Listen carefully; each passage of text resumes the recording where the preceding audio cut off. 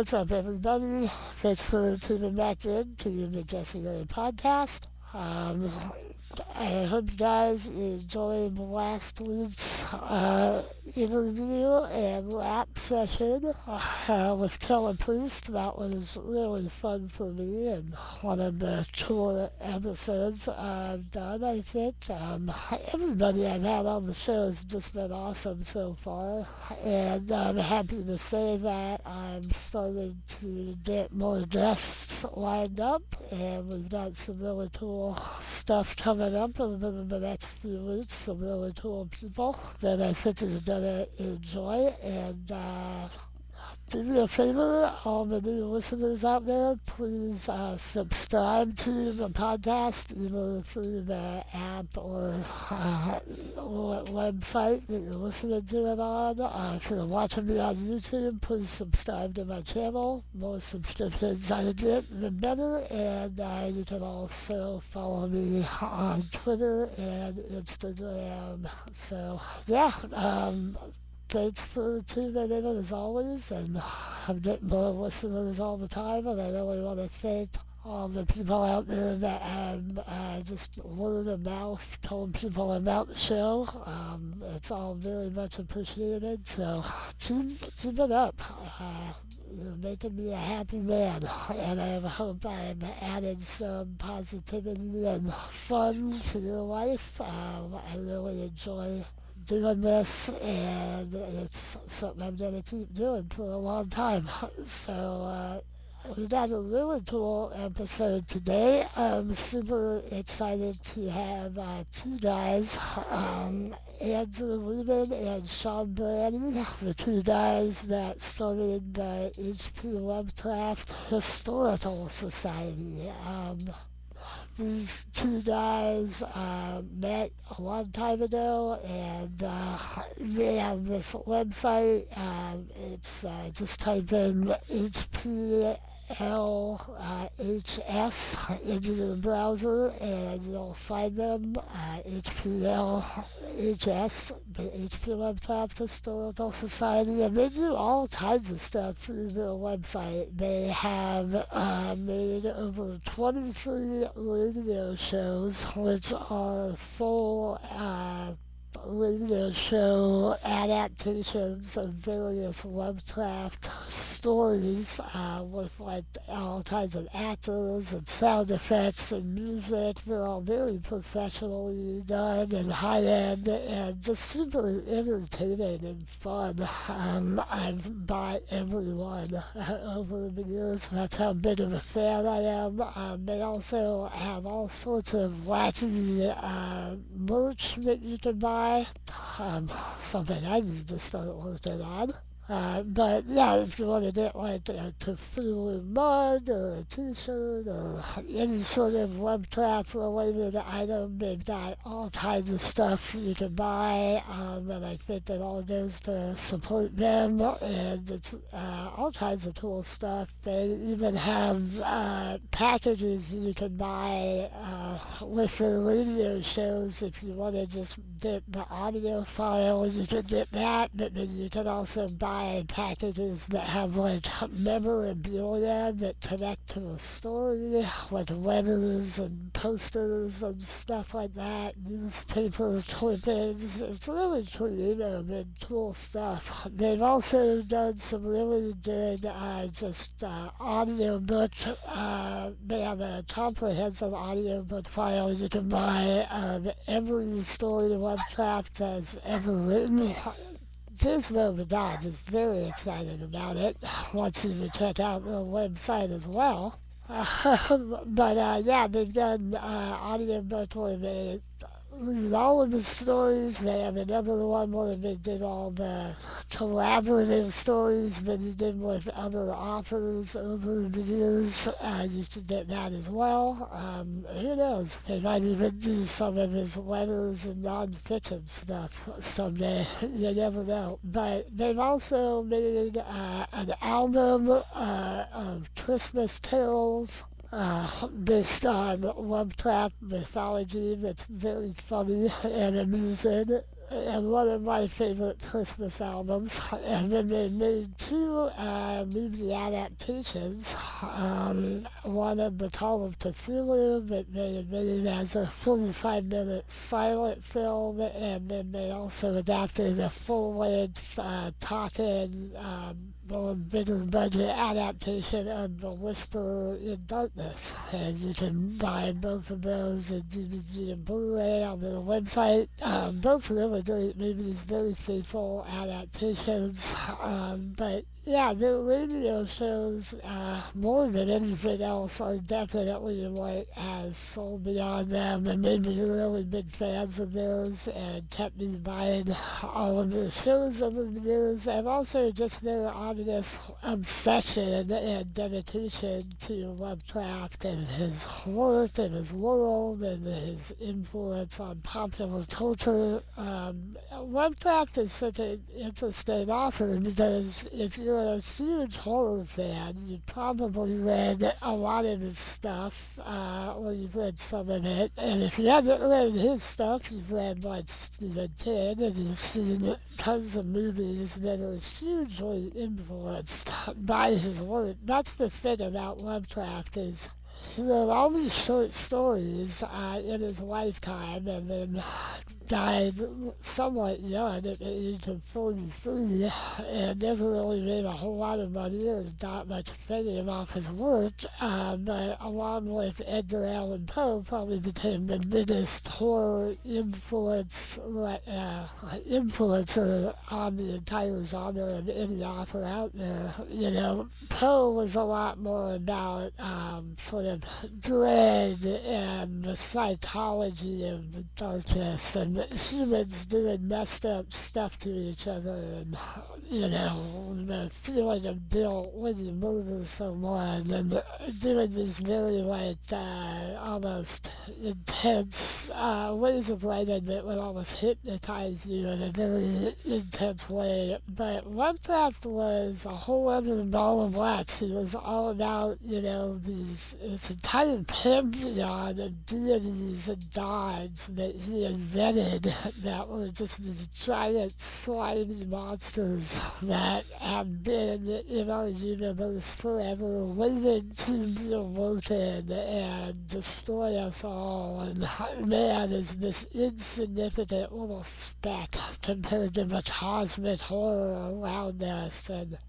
there's nothing really like it, and it's popped up in everything from movies like Reanimator to Evil Dead to, you know, all the stuff that Del Toro has done and a lot of the stuff Peter Jackson has done, and it's everywhere in pop culture, and a lot of people don't even know it and where it comes from. You'll see like a Cthulhu for President bumper sticker, you'll see like someone's t-shirt with a giant octopus face on it. You'll be like, oh, that's kind of weird, but most people don't even know. That's direct from Lovecraft.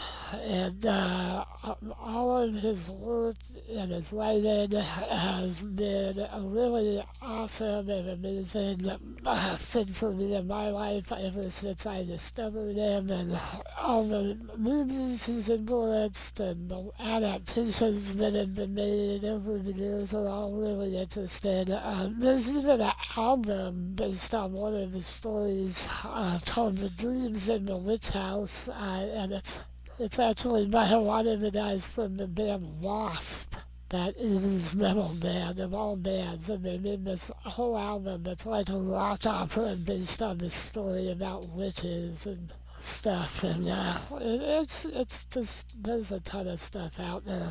So these guys were really fun to talk to, and just hearing their stories, history, how they got into all this, and we have a really cool organic back and forth about Lovecraft and his writing and who he was as a person, and all the stuff that has come from his work over the years. So check it out. I think you're really going to like it. Next week, I have a really cool special guest with a really cool band. I'm just going to let you see. And yeah, check it out. Enjoy it. Thanks again for tuning in. You guys are great. I couldn't be doing this without all my fans and listeners out there. So keep listening and keep telling your friends. You're the best. I hope you're all doing well and life is treating you well. And I hope 2021 is going as well for you as it is for me so far. Alright, take care.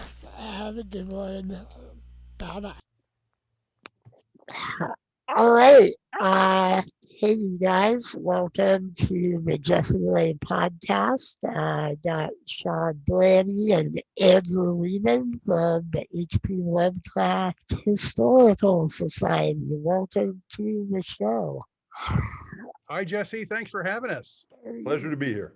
Awesome. Great having you guys. Well, let me just say right off the bat that I've been a really big fan of you guys for, I don't know, 15 years or however long it was ago that I discovered the website and the radio shows. And it's, I just got to say right off the bat that, like, it's kind of amazing how much you guys have done over the last 20 years. You've got everything from, what is it, like 23 radio shows now to the Christmas Carol album and the two movies. And it's pretty impressive.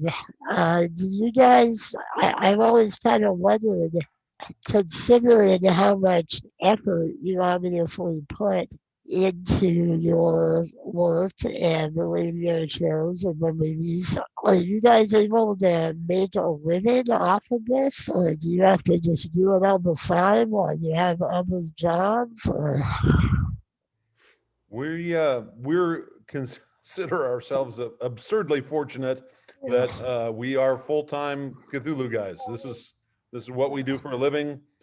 We actually have our own building here that we're working in, and people who work with us and for us. And we a few years back, we're finally in a position where we used to have other jobs, and we were able to transition away from those and do full-time HPLHS stuff.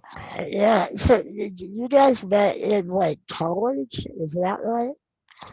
High school. Oh, high school. Wow. So you guys have been friends a long, long time. Yep. Back in the Pleistocene, we met. Wow. So that was like in Colorado, right? Yeah, that was in Denver, Colorado, in the suburbs.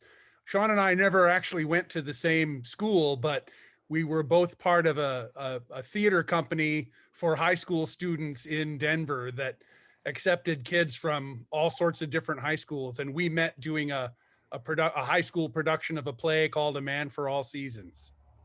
Okay. Yeah, I feel like I've heard of that. And that would have been like 1982, around there. I want to say it was the summer between junior and senior year. So that would have been like 83. Okay. Yeah. I graduated high school. About 40 years ago, Sean. Oh, don't say that. I know, right? Dude, I mean, I graduated high school in 1993, so I'm not doing that much better.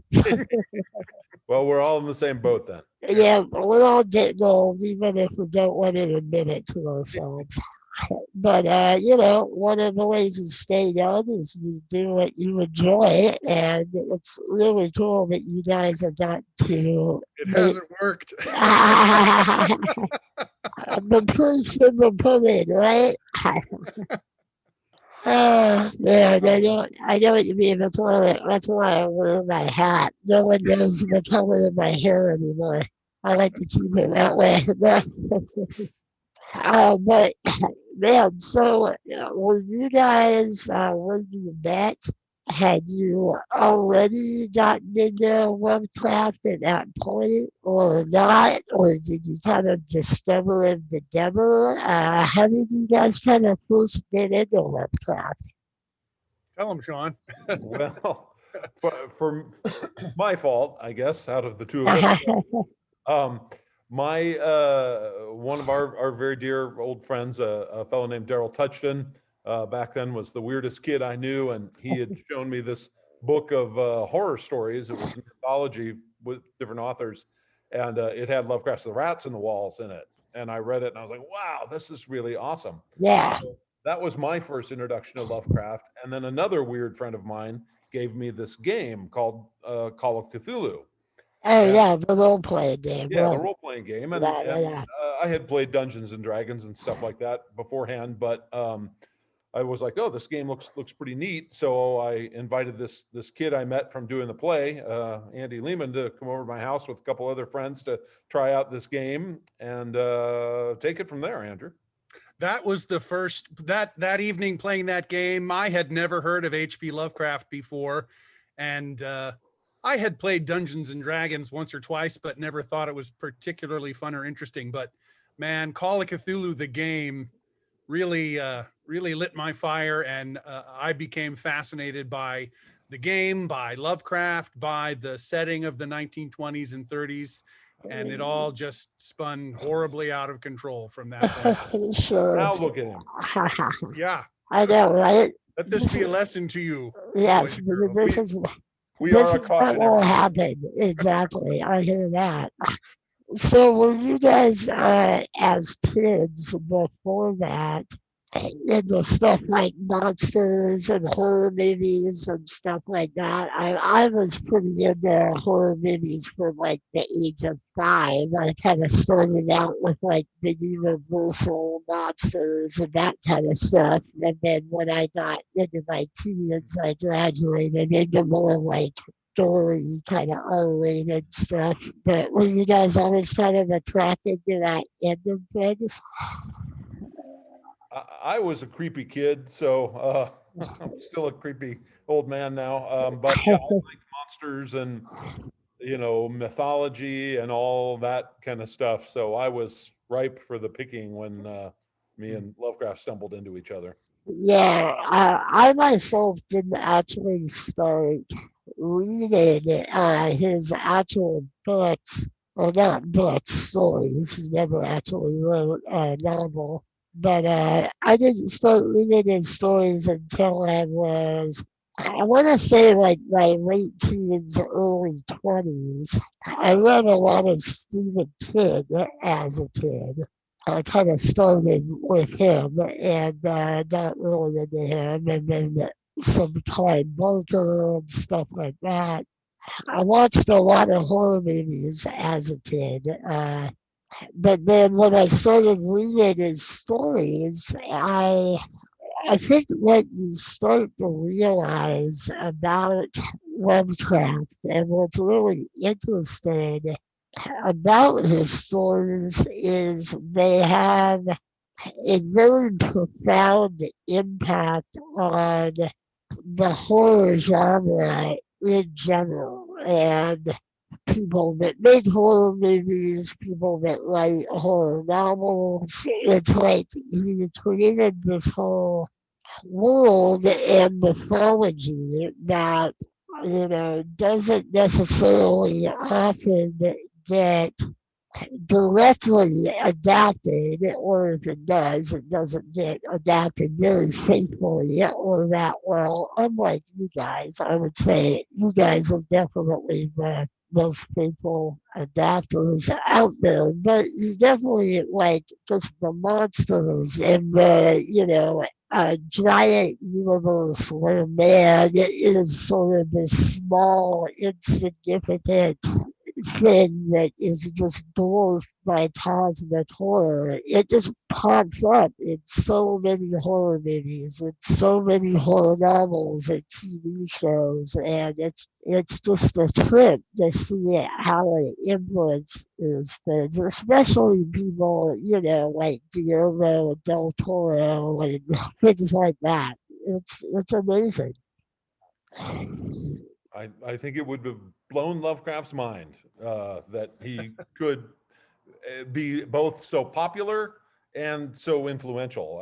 I think both of those things would have been inconceivable to him, and I think particularly to be so influential, I think would have been incredibly gratifying to him had if he. Yeah, it probably would blow his mind because he really, you guys are more the experts on this, but I've seen some things and read some things, but he never really made any money to speak about his stories when he was alive, and never really got any popular success beyond the circle of authors that he sort of built up around him and wrote letters to and stuff. So, yeah, I mean, he'd be a millionaire today. Yeah.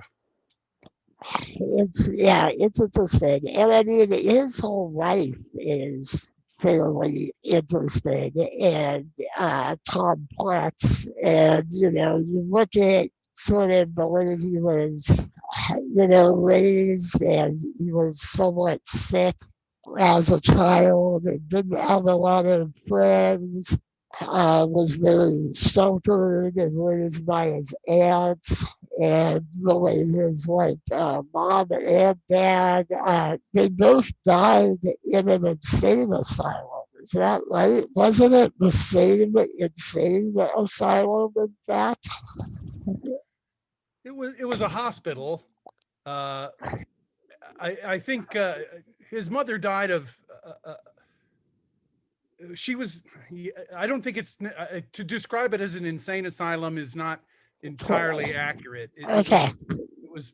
It was a hospital that in addition to non-mental patients had some mental patients. Gotcha. So did they die of more physical causes or mental or a mixture of both? Or? Well, for Lovecraft's father, the most thinking these days is that he died as complications from syphilis, and he was, debilitated by the illness and couldn't talk for the last, I want to say, like 3 years of his life or something. He was in very poor condition, so it was both a mental and a physical thing for him. And then his mother. Lovecraft was really young when his dad died, right? Yeah, he's like 5, I think. Okay. Yeah, 6 or 7 at the most. Yeah, during the time his father was sick, but he was a young boy by the time his father died, and his mother started showing erratic, psychological behavior that even Lovecraft's like, something's wrong with mom, and she was hospitalized, and then that led to it was gallbladder surgery, wasn't it? Andrew? Gallbladder. She died of complications right. from gallbladder surgery. But yeah, she definitely had psychological issues. Yeah. Yeah, and you gotta wonder how much of that, carried over. And obviously, losing your parents is bad enough, and then you're being taken care of by your aunts, and you're very sheltered, and you're not hanging out with a lot of other people. You're probably not that involved with really, typical masculine type activities like sports and that kind of thing, and chasing girls and all that, and I'll admit I can relate to that a bit when I was a kid, like I was kind of a weird kid and very into like monsters and comics and video games and stuff like that. But it must have been really intense for him as a kid. And you kind of looked at, I looked at his stories, and I'm very fascinated both by sort of, there's obviously a lot of xenophobia and racism going on there, which is to an extent a product of the time. But you also see a very notable lack of anything having anything to do with sex, and women, to any extent in his stories. And I often wonder if, like, the monsters, to some extent, are sort of a representation of his fear of sex, fear of the other, fear of, other races and all that. What are you guys' thoughts on all that? Because I find it really interesting. It's obviously a very big subject that we could talk about for a long time, but what do you think about that stuff? And where do you think that all came from? And how do you think like, where was he coming from with all that? Well, You want to go I'll, first? I'll, I'll say that, Lovecraft is famous, of course, for all the horror fiction that he wrote, but he also wrote a lot of letters, far more letters Yeah, a than lot anything of else. nonfiction. Yeah. And so we can get some insight into the topics you're thinking about from the letters that he wrote. And And I haven't read like any of those, so I'm really curious to hear about some of those. yeah, I think, he was, as you mentioned, racism and xenophobia were in the background of his life, a part of the time that he grew up and the place that he grew up and the people that raised him. Um, we sort of, I think, Sean, maybe you might not agree, but I think we've sort of seen in reading a lot of his letters that his feelings about sex, there may certainly have been some fear and anxiety involved, but it was also a certain amount of just disinterest. It just was not a subject that he appears to have given a lot of thought to. I don't know, Sean, what do you think? Is that fair to Well, say? yeah, I think, there were some intense unconscious forces at work that I think really fueled his imagination. And whether he, meant to overtly or not, that fear of the other, the outsider, the person who's not like me, Yeah. uh, manifests itself in a lot of the stories. I think, he in many ways felt like he was born into this very privileged, very cushy, very nice life that he liked quite a lot. And from the time of his childhood, all of that started falling out from underneath him. Right. So I think there's a pervasive feeling of decay and collapse that recurs in a lot of the stories. And I think, regarding sex, I think on a conscious level, and Andrew's right that, it just wasn't something that he gave a lot of thought to, wasn't all that interested in. I think at an unconscious level, there are some interesting and weird manifestations Yeah, I mean, of sexuality that appears in a lot of the stories. So I think you can't pretend yeah, that. I mean, you can look at the monsters and sort of makes them like, that looks a lot like female genitalia, maybe. But then at the same time, it's like most of the time, he never really describes in detail what the monsters even actually look like most of the time. Most of the time, it's up to the reader to decide. You get these like little hints, but that's about it. You get little suggestions here and Well, there. sometimes he's very vague and says that, it's too terrible to describe, and sometimes he'll go on for a page or so telling you, That's true. it's not this or it's not that, or, things like his description of Cthulhu.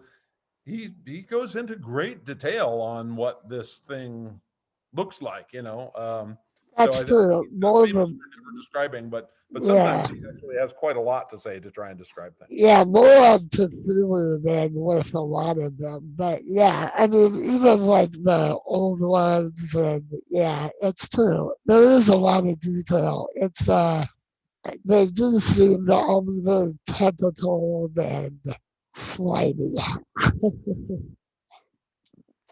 But yeah, I think that's all really interesting, and it is really it's funny how it's either very detailed or it's very vague, and it's just this like overwhelming, so overwhelmingly inhuman and you just can't conceive it because if you think about it too much or if you look at it, it will drive you insane.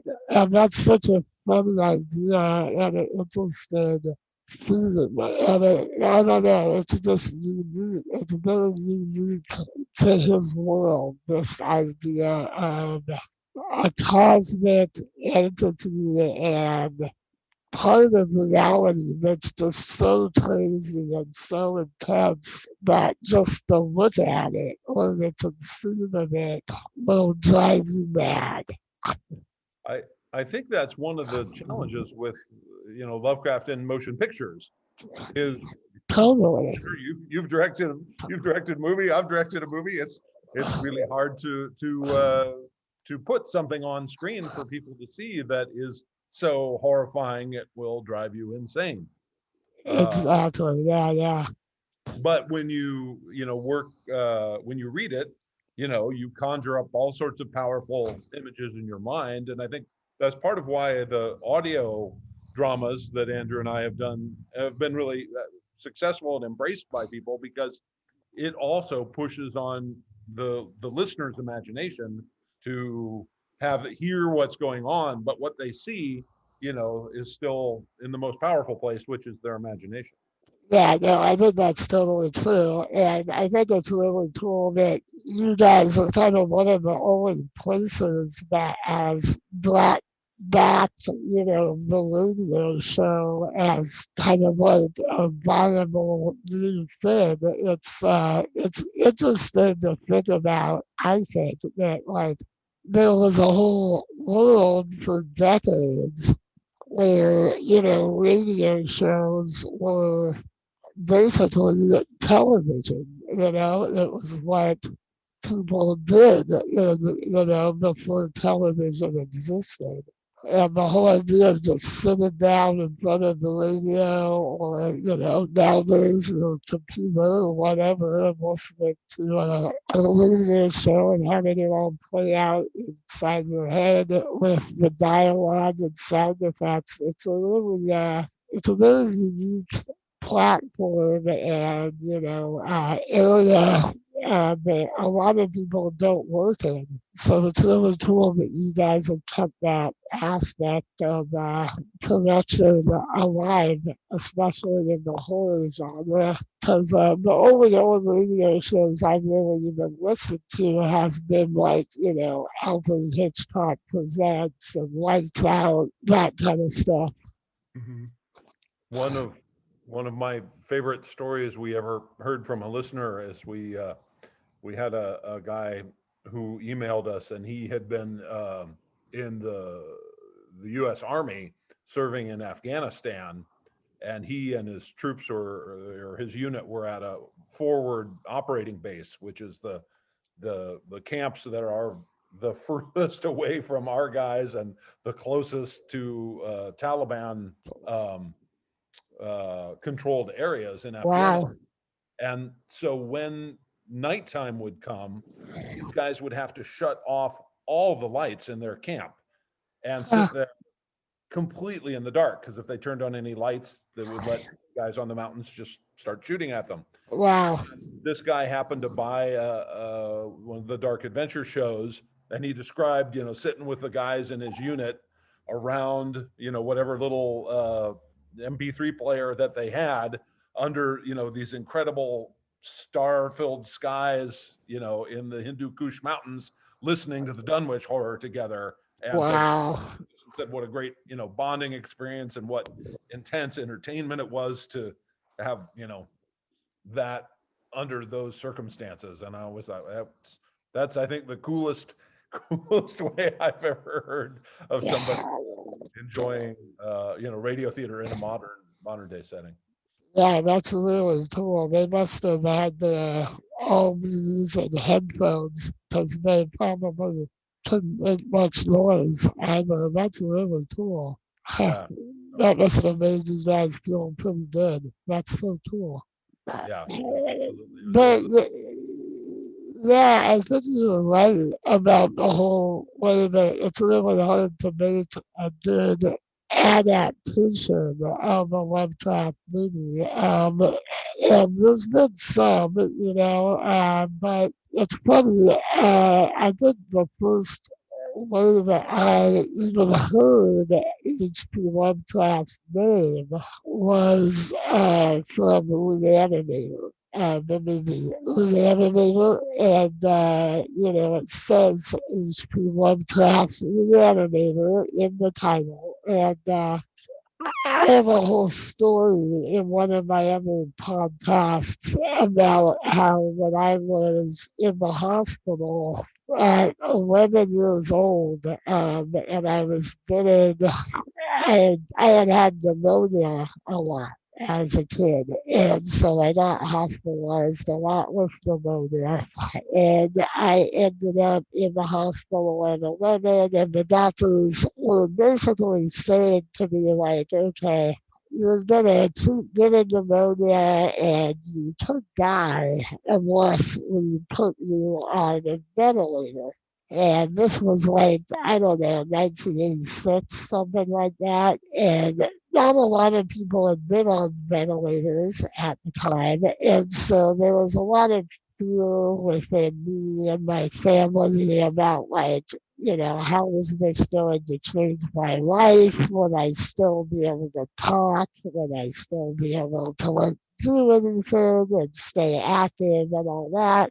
So it was kind of a scary time for me as a kid, and it actually ended up being one of the best things I ever did. After I got on the ventilator, I ended up gaining weight. I doubled my weight, and I never got sick again, and I actually became healthier than I've been, and I've been on the ventilator now like almost 45 years. So it was actually a really good choice, but at the time it was pretty scary and overwhelming, and I had to deal with a lot of, like, tests, and I was in a lot of pain, and it wasn't the best time.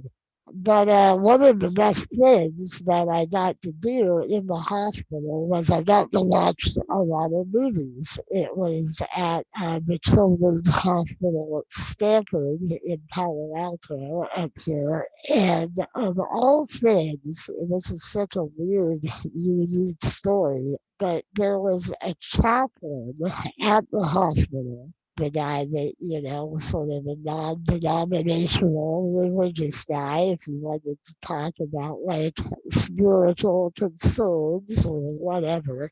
And I just ended up hitting it off with this guy. It turned out he was totally into horror movies. And in all movies, he fucking shows me a Reanimator in the hospital ward when I'm 11 years old.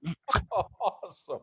It's one of the My first. kind of chaplain. I know, right? Like, I really wish that I remember. I can't even remember his full name. I have no idea where he is now. If he's still alive, maybe he'll watch this and then reach out to me, because I'd love to talk to him again, because it was such an amazing, cool thing. And I was sort of getting. I watched that. I got really into the Nightmare on Elm Street movies at the same time. I watched a lot of R-rated horror movies that I'd never seen before, because my parents up to that point were kind of like, you can watch, like, monster movies, but we don't want you watching R-rated, gory, nudity filled, fucked up movies. But then when I was in the hospital, they're like, okay, fuck it, let's let this kid do whatever the hell he wants. But yeah, I mean, that was the first time I even heard Lovecraft's name. And I mean, Reanimator is an amazing movie in its own crazy, over the top, splatter, punt, fucked up sex and violence kind of way, but ironically, it's very different from an actual Lovecraft story. And I just, I remember watching that. I remember watching From Beyond, that Stuart Dorley made an actor reanimator that also had Lovecraft's name on it and was loosely based on the short story, but also got really into weird S&M stuff.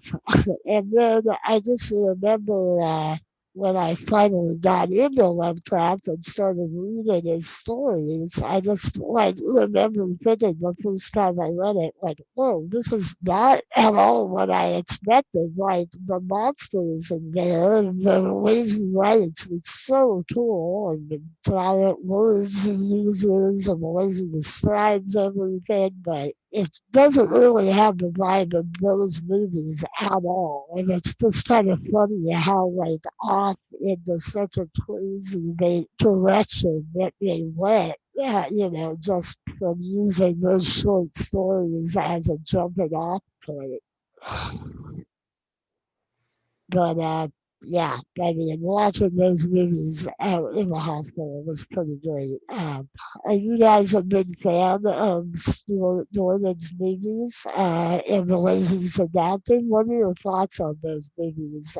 Obviously, Dagon is a little more faithful, but yeah, do you guys like those movies? When I first saw Reanimator, I thought it was terrible, but I have to say that in the intervening years, I have grown to actually like it quite a bit. I have found genuine respect for what Stewart was trying to do with that story, and I think it's because I understand Lovecraft better now than I did when I first watched it. I have never personally been a big fan of horror movies in general. Okay. I'm more interested. I think I was more taken by the adventure aspects of the genre than the gore and horror stuff. Gotcha. So, So I could see why that could have been kind of a turn off at first. so yeah, I've grown to like Reanimator a lot more than I did when I first saw it. How about you, Sean? What do you think about it or From Beyond? Yeah, we were fortunate. We had a chance to know Stuart. Actually, it was only a couple months before he died that he was over here at our headquarters, and Oh, that's so cool. That's really visited with awesome. him one last time. So, I'm kind of with Andrew that there is, I think, a little bit of crazy genius that makes Reanimator work. And Lovecraft was trying to spoof Frankenstein when he wrote the story. Right. So it's also for Lovecraft, it's kind of over the top and ridiculous. Yeah. And Stewart made a film adaptation that was also over the top and ridiculous. Yeah, just a little. And so fun, and it's just crazy, the places it went to that other films just don't. From Beyond, I could kind of take or leave. Yeah, it's And kind I of would say, weird. I love in his Dagon, I love the old dude who plays Zadok Allen. Oh yeah, the like homeless Zadok. guy. That Yeah, yeah, guy's yeah. great, and the town that they filmed it in is, I think, a great location. That it's, I think, somewhere it's coast of Spain or coast of Portugal. Yeah, it's somewhere in Spain, I Somewhere think. over there. Yeah. That was from Brian Yuzna. Was connected to a Spanish production company at the time. So I thought the town, was really great. None of them I think are my favorite Lovecraft movies, but boy, Reanimator I think is one of the two things that really brought Lovecraft out of obscurity in the 1980s and took him from being, this kind of obscure horror sci-fi writer to being a major figure in popular culture. And I think Reanimator gets half the credit for that process. Yeah, no, I think that's definitely true. And it was obviously a big influence on like during the horror movies in general, there weren't many movies that had gone to that did the shit that movie that they did in that one. You never have stuff like Dead Alive from Peter Jackson or anything like that without the animator. I do really, I like Dagon a lot as a Lovecraft fan. I feel like out of all his movies,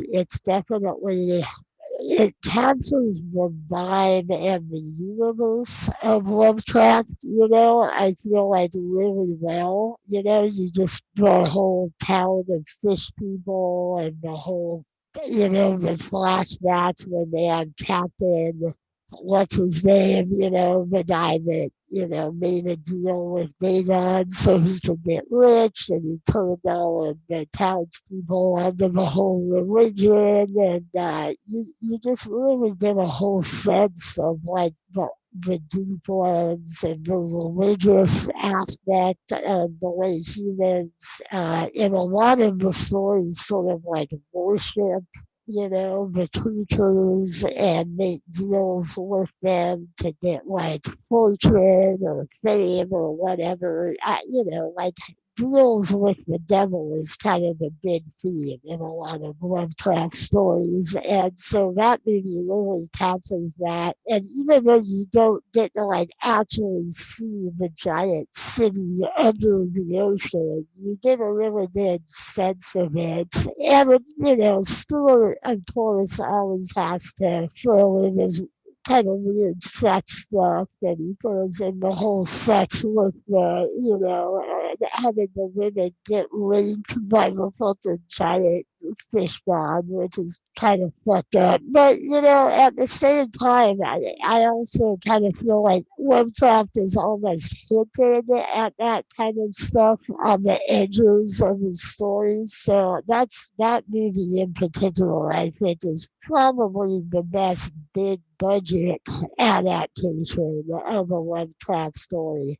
Even though, oddly enough, he called it Dagon when it's much more obviously based on Shadow over Innsmouth.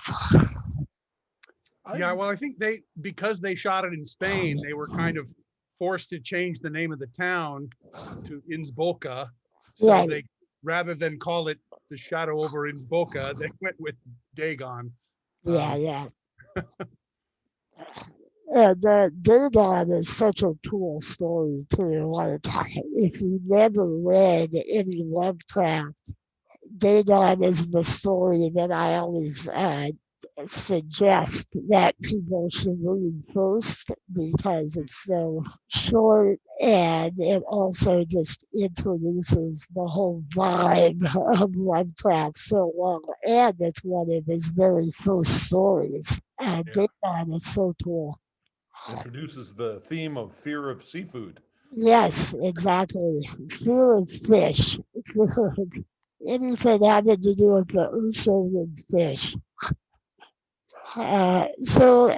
Which kind of leads me to want to mention you guys' movies, because you guys have made two movies now. You also mentioned some other adaptations. I'd like to hear about what making both of those two movies was like. I just watched the Silent Cthulhu for the first time a few days ago. I'd already seen The Whisperer of Darkness a few times. But what are some of your favorite adaptations, both of you guys? And then maybe you can dovetail into what making your own movies was like and the reaction to them and all that. You go ahead, Sean. I would say one of my favorite Lovecraft films is kind of a mashup of. It's got a little Herbert West, it's got a little Randolph Carter, all mixed up, and it's a Canadian film called Out of Mind. Oh, wow, I've never even heard that. Yeah, I think it's on YouTube now. It tends to come and go from YouTube, but you might look for it there. Yeah, well. Canadian television. I think it's an hour long, or maybe just a little over an hour. So it's not quite a feature length. Lovecraft himself is a character in it, played by this actor named Chris Heyerdahl, who does a wonderful job. We've never gotten to hear Lovecraft speak or see his manner, but the way Chris Heyerdahl plays Lovecraft, I bought it completely. And I think it's really enjoyable. It's really respectful to the subject matter. And because it's a mashup of a couple different stories, it's not one of those where you go, oh, well, I know how this ends. Right, You don't right. quite know how the pieces are going to fit together. So I quite enjoy it. And, there are a lot of Lovecraft fans who have never heard of it, never seen it. So, Out of mind. Okay. out of mind, yeah. Okay. So that's going to be my nominee, Andrew. That I would second that nomination, and I might add, just for the sake of variety, there's a film called The Resurrected, starring Chris Sarandon, which is an Huh. adaptation of the case of Charles Dexter Ward, Okay. and it's pretty good. I mean, it's not great, but as Lovecraft adaptations go, I think it was pretty successful.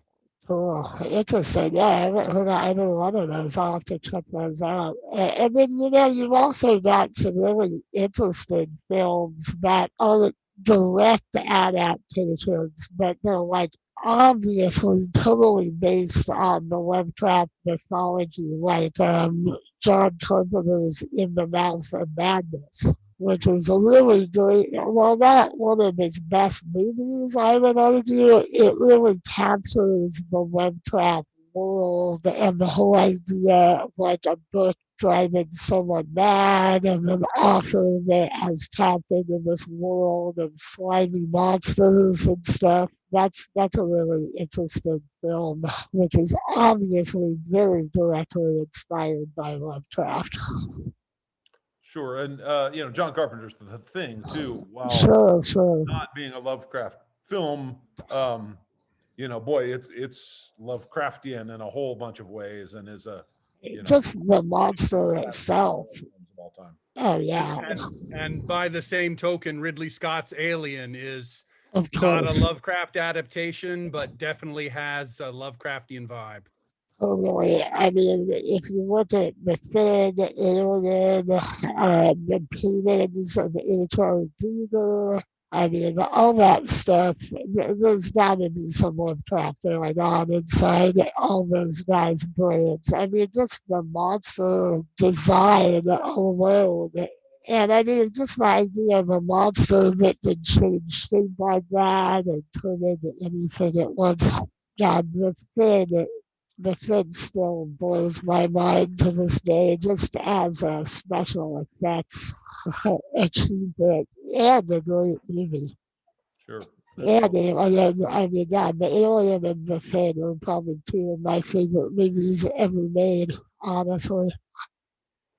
And then you've got the Evil Dead movies that, or sort of the slapstick and the Lovecraft universe, kind of like reanimated, but they're not really that Lovecraftian, except Man, the Necronomicon, and that's about it. But I love the Evil Dead movies too. That's really cool that you guys got to meet Stuart Gordon, though. I kind of was wondering if you guys have ever been contacted by any other big artists that are obviously really influenced by him. Like, have you guys ever talked to Del Toro or anybody like that? Yeah, Guillermo's been to the HPLHS a couple times. That doesn't surprise me. Yeah, he's a great fella. He's super enthusiastic about, he loves Lovecraft and he loves monsters, and he is a person whose enthusiasm for the genre just bubbles over. He's been nothing but super nice to us. I bet. Prince of a guy. Yeah, that's awesome. Del Toro's one of my very favorite filmmakers. The guy can't seem to make a bad movie, and you could, like you say, his enthusiasm for monsters and the whole genre is just so I don't know, inspiring and awesome. And that's a guy I really, really want to have on my show someday. Toss him life it is. You never know. So, one thing I thought when I was watching your silent movie adaptation, and tell me if I'm wrong about this, but it almost appeared to me, based on my film school experience and little experience I've had making movies and stuff, that it looked like it might have even been a little bit more difficult to make the silent movie than The Whisperer in Darkness. But I know it was the first movie you made.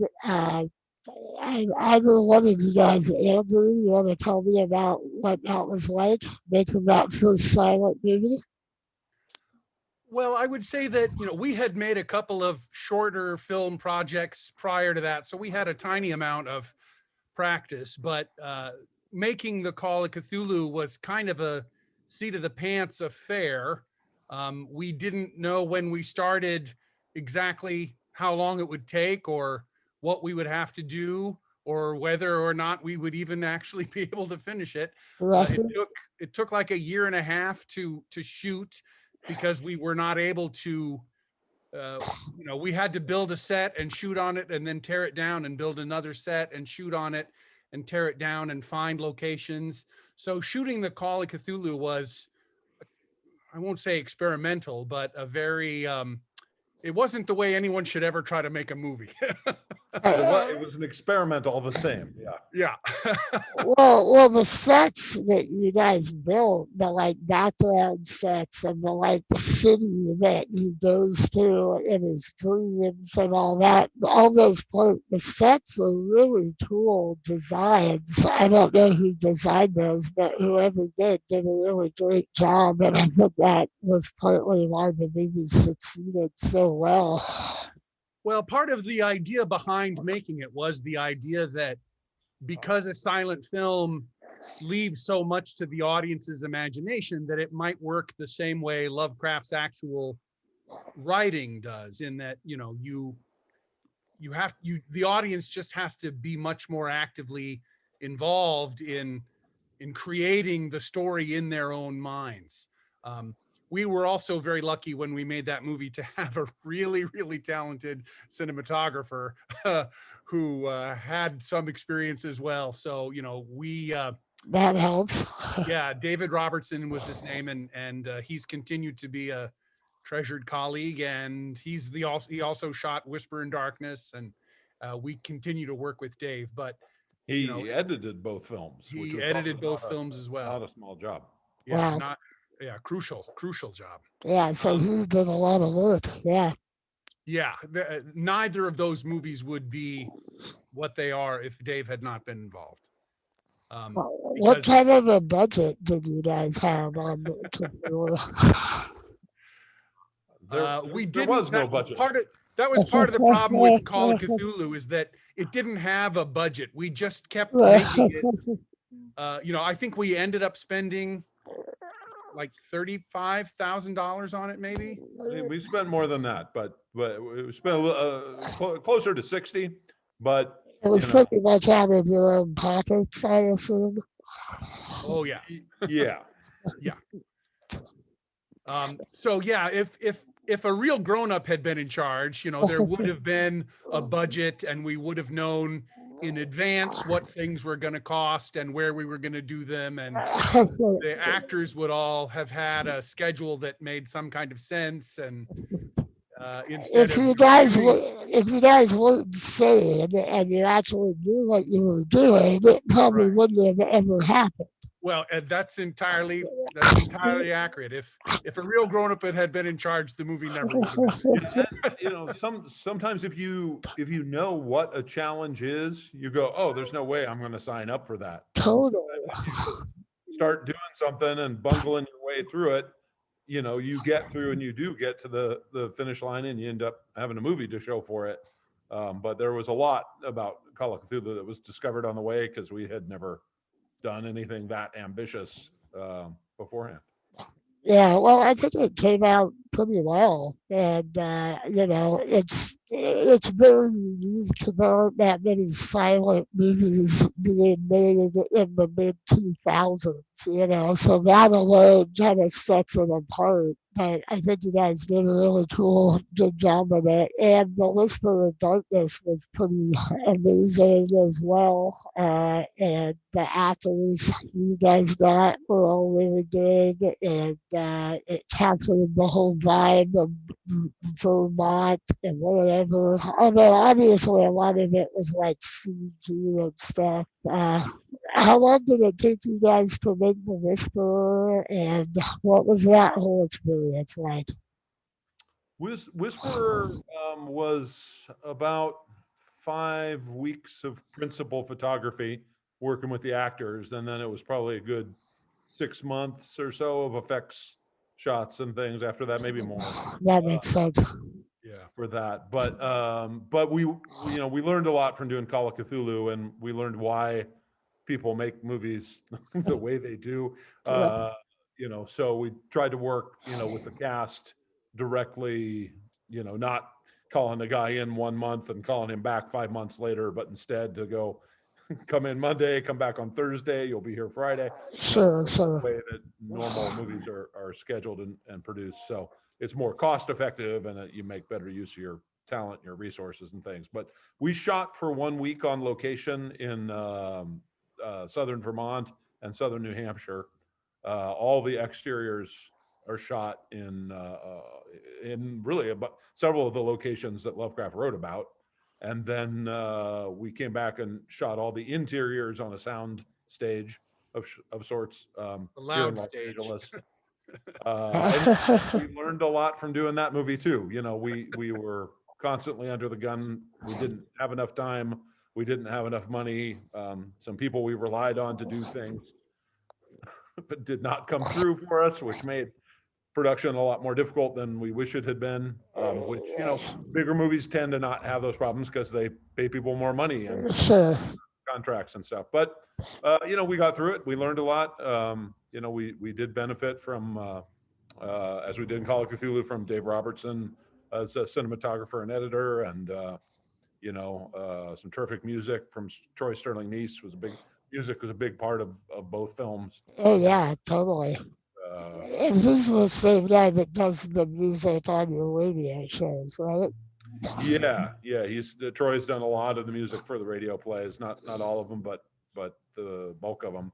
And he is, he's really got that vintage orchestra sound down and does a really great job. So yeah, it definitely captures the period and takes you to that period of time really well. Yeah, it's funny. You guys wrote the screenplays to both of those together, right? You guys are like both co-screenwriters on both those movies. Is that right? we for Call of Cthulhu, actually, Andrew directed Call of Cthulhu, and I wrote the adaptation. And then the Whisperer script we wrote together. It took us actually quite a while to solve that because we both had sort of different angles on the story, and eventually came to a script that we both liked. So we both wrote that together. So.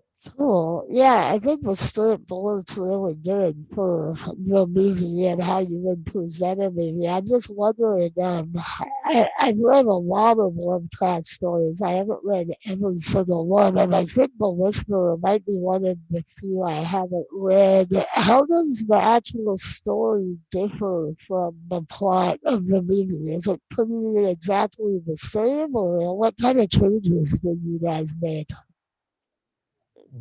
I think one of Lovecraft's weaknesses as a author, at least from a dramatist perspective, is he's not big on endings. A lot of his stories just kind of stop, And he's not that big on plot. And I ran away. I saw the thing was horrible, and I went crazy. Yeah, exactly. Yeah, plot is not his biggest thing.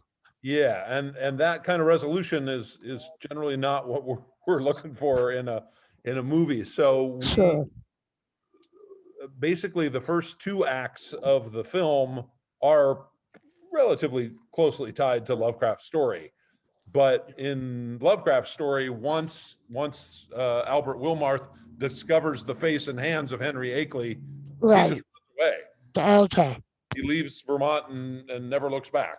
And we thought that would be an anticlimactic end to the film. So we wrote in a whole third act to say, well, what's he gonna do? How's he gonna get away? Yeah, and that has the whole like action sequence at the end with the Yeah, and it gives video it and a all much that. more active finale than the short story has. So Totally. Yeah, I found that whole scene that you guys did with the, the monsters on the lid of the plane and all that, that like turned out really well. And I could see how that could have not turned out so well, like, because you obviously didn't have like the hugest budget for, the best CGI in the world, but the way you guys edited it together and the way the actors did it turned out really well, I think.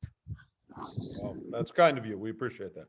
Yeah, that's a great movie. I'm just a huge fan of horror movies in general, and anytime there's a pretty faithful Lovecraft adaptation, I always like to point it out to people and show it to my friends. So, Whisper is a movie I've been showing a lot of people lately. Good. Yeah, man. And there's some random good adaptations out there in some small places. Another one that occurs to my mind is the episode Masters of Horror that was done on the Dreams in the Witch House. That was pretty well done. Have you guys seen that? That's also Stuart Gordon. Yeah, that's right. Of Yeah. course. Witch House has never been one of my favorite stories. I thought the adaptation was okay, but Why not? What don't you like about it? Say compared to some of his other stories. yeah,